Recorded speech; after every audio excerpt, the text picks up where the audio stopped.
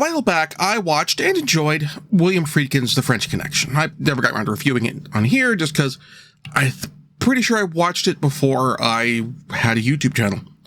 And had seen one of his subsequent films, To Live and Die in L.A., come up a lot in list of films I should watch, both in terms of William Friedkin's films in general and in terms of the crime films of the 80s. Also in terms of great films with Willem Dafoe and great films with pop bands doing the score. So eventually I decided, look, I need to take this film off my watch list and onto my watched list.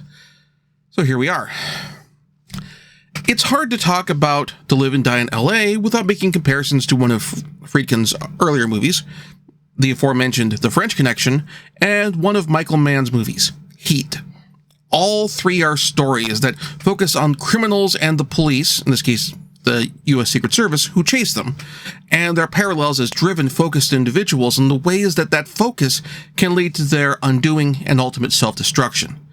In the case of this film and Heat, they also serve as something of a snapshot of Los Angeles at a particular time. Not just the downtown area or the Spielbergian suburbs, but the industrial areas and warehouses around the fringe.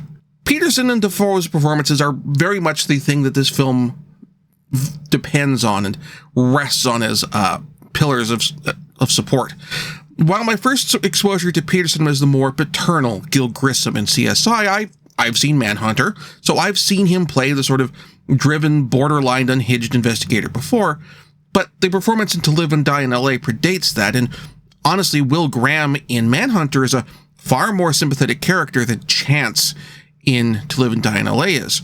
By contrast, Masters, as played by Dafoe, is definitely calculating and dangerous, but he is actually shown as a more sympathetic figure than, well, Chance. Yeah, Masters will kill you if you cross him, but that's the rules of the world in which he works, and for people who don't cross him, he shows considerably more empathy. All of this is carried by an undercurrent of a store by Wang Chung, who I didn't really think of as this kind of band necessarily. My exposure to their work, or back up, the exposure that I had to their work before this was more of their party pop. You know, everybody Wang Chung tonight, dance hall days. But here it works. It feels musically like this is the vibe that should lead to synthwave as a genre of music alongside, say, Tangerine Dream's score to Thief.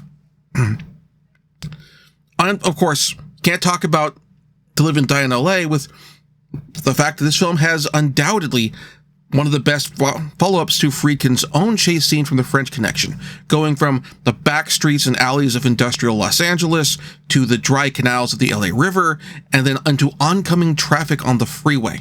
It's brilliantly shot and edited with wonderful pacing that builds up a truly profound sense of paranoia through the scene as you wonder, with all these plainclothes cars around you, these regular unmarked vehicles, are they normal people or are they a threat who's coming after our protagonists?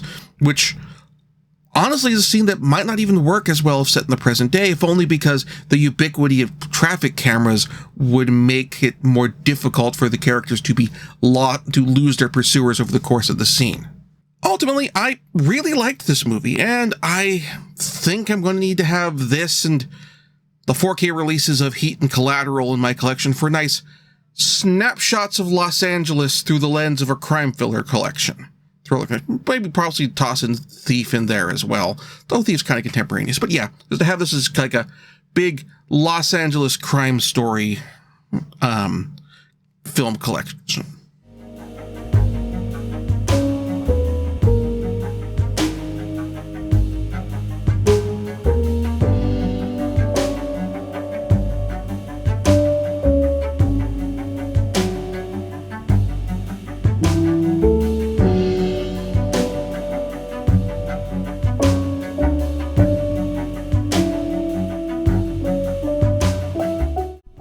Thank you very much for watching. If you enjoyed the show, please like and subscribe. And also consider backing my Patreon. Patreon backers get episodes up to 1 week early of this show and any future Let's Plays. Also, please consider backing my Ko-fi. Toss me a few bucks also helps support the show, and it's not a monthly obligation or anything like that.